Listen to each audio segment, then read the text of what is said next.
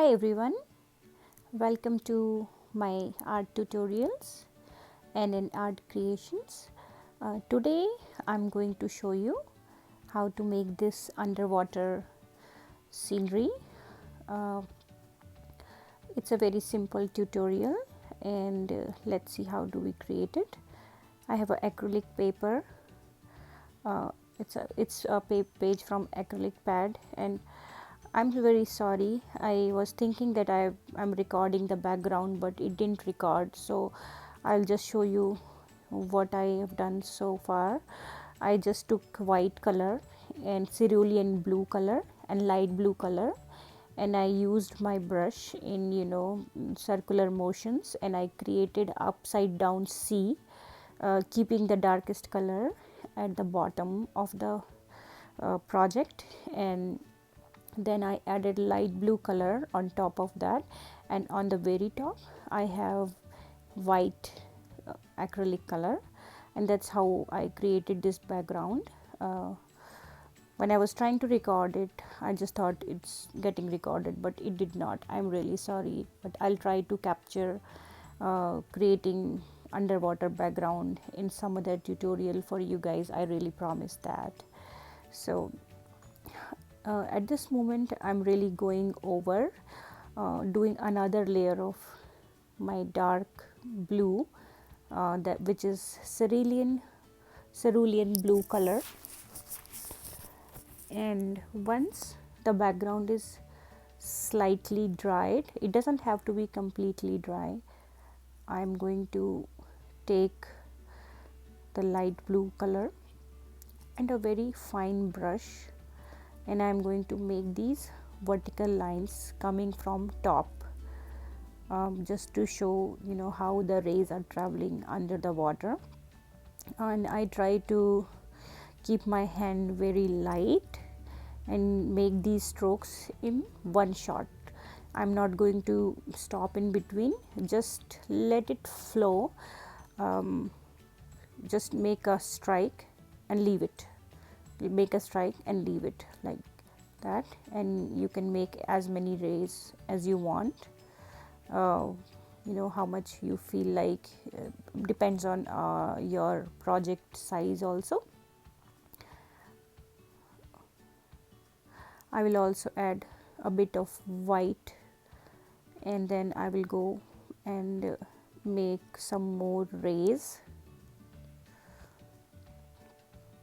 Now as you can see, I can still see the starting of the edges. So what I'm thinking, I'll take some white and cover that, because it's going to be really bright on top, and I should not be able to see that from the very beginning, because that is the brightest part. So adding some white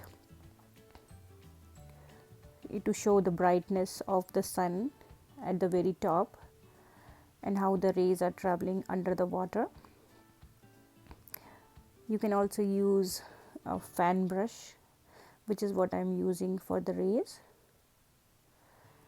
and I'm going to start making the fish. Now I'm going to make the fish with the white color. So I'm just covering the space where my first fish is going to be, and when you are making this project, you can choose where you want to place the fish.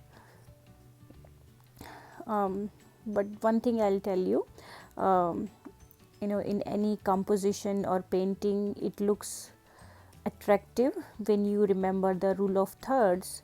And what is the rule of third is when you divide the paper into 3 equal parts vertically or horizontally, and your focus comes in the middle of that.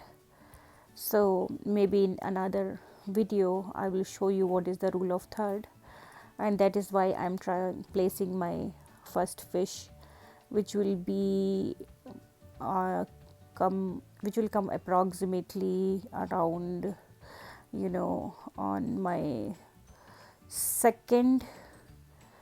Yeah, so 1 2, if I divide it into 3 rectangles vertical, it will be in the second one. So I'll actually have to show you what I'm talking about. I don't want to confuse you anymore, but yeah, just just a note that there is something called rule of thirds, uh, and I really promise I will make a video for that. But that's what I'm keeping in mind and placing the fishes. So when your eyes move around this project, the flow is really smooth. They should not wonder, what it's leading to. It should be a smooth flow when somebody is looking at your painting.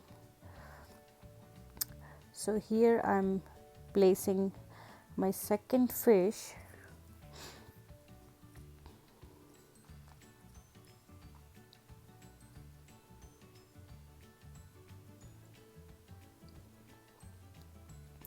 Just taking the plain white acrylic and filling it in.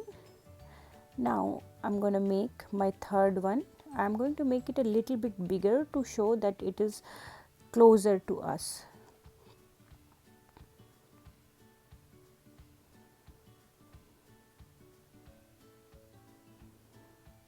Yeah. I'm not trying to give it a finished look at the moment. It's just just filling up that spot where that fish is going to be. There's just blocking that area. This is when you don't need to think about finishing your painting or finishing what you're drawing. You just have to have a place, so it's called blocking stage.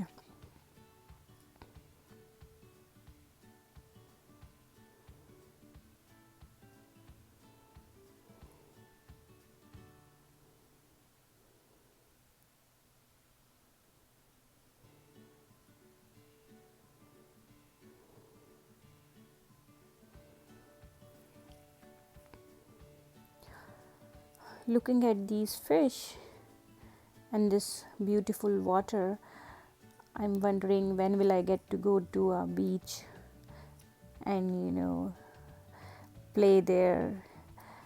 In this last 9 to 10 months, we have not really been outside our house, haven't seen much of beaches, not been able to travel. Mostly I'm confined to my house. I wish this ends soon. Okay, so now I have taken a beautiful baby pink color and I'm trying to draw the corals, and nothing in particular. I'm just making like a weed kind of shape. Brush is not it's kind of a dry brush. Yeah, and the shapes are every time it's different. There's nothing, no similarity. These are corals. They grow in any shape, any form, how they want. Some are longer, some are shorter. So don't worry, just go with the flow.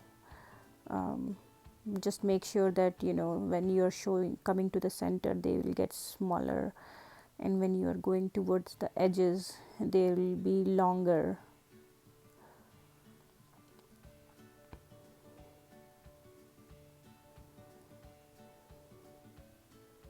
I have not added any color to my baby pink. It's just right out of the tube color. But if I want to add some highlights to it, I will definitely add white color. So after I finish drawing the corals, I'm going to do the highlights.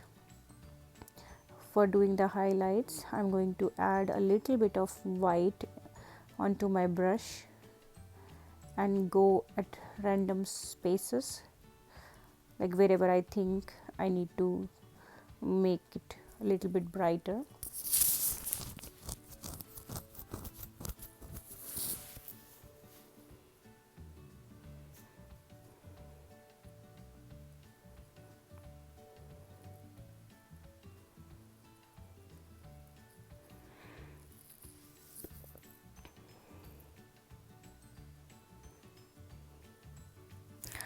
So as you can see how easy it is to show the corals, how beautiful scenery it is, right? Have you ever done scuba diving? I have not. I do want to do it, but I'm a little bit scared too.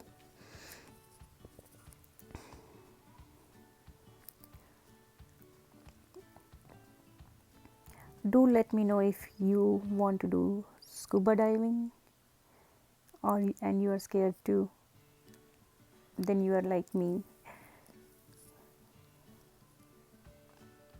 Okay, at this point I'm adding the white highlights because some of the light is getting underneath the water and it's kind of reflecting those corals, although they don't have very shiny material, but you still they can still reflect the light. Now I'm going to make circles with white color. These are the bubbles, you know, the fishes are blowing bubbles.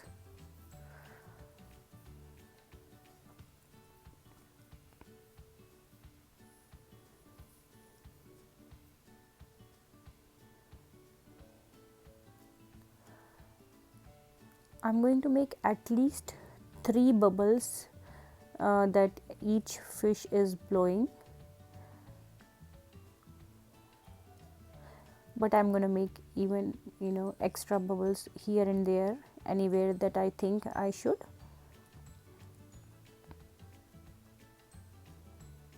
So you can choose random places. Some bubbles could be big, some could be small.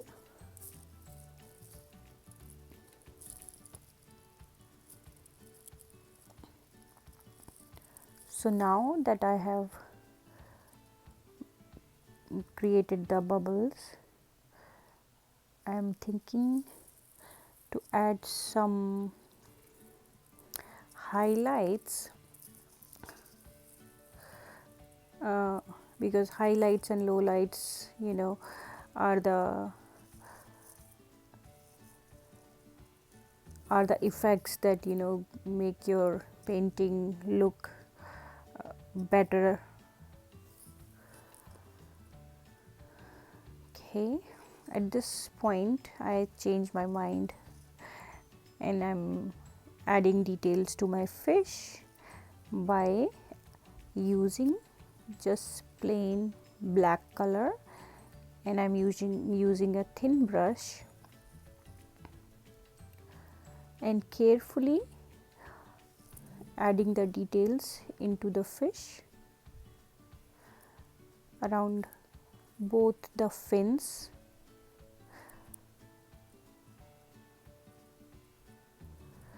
I want to be careful around the, you know, the fins. I want to make a thinner lines when it is going towards outside, and when it is in on the body, it could be fat, but when it's going towards the fin, it's going to be a little fat inside the body.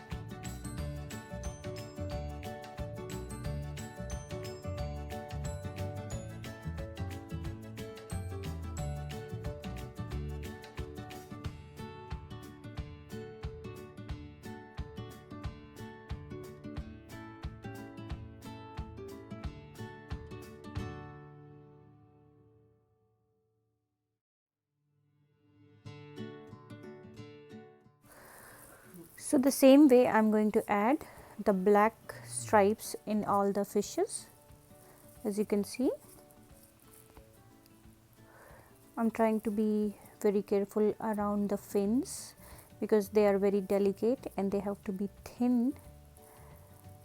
So make sure that you are using the point of the brush when you are going towards the fins or the edges of the fish.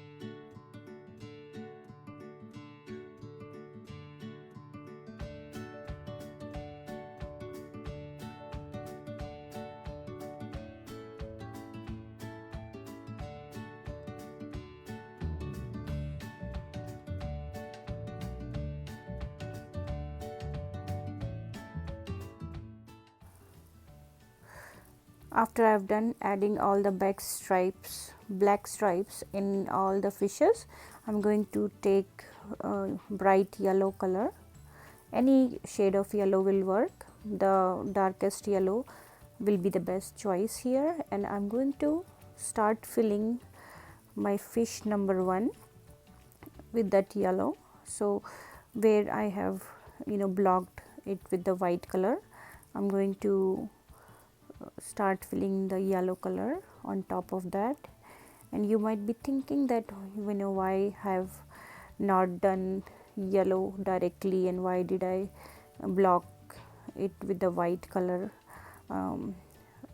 Because I wanted to give it multiple layers, and it by doing that it will show a volume, like how the fish has some volume in it.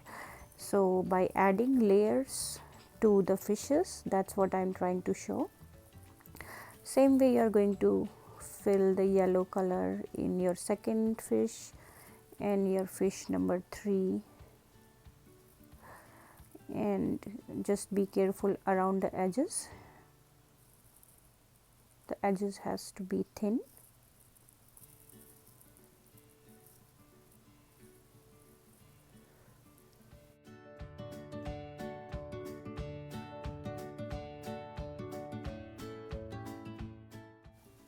And finally we are going to add the most prettiest part of the fish, which is its eye. After adding a small circular dot for the eyes for all the fishes, I'm just going to add their mouth by making a very fine line, and there it is. Our painting is done. I hope you enjoy watching me creating this painting, and you also try to create this painting.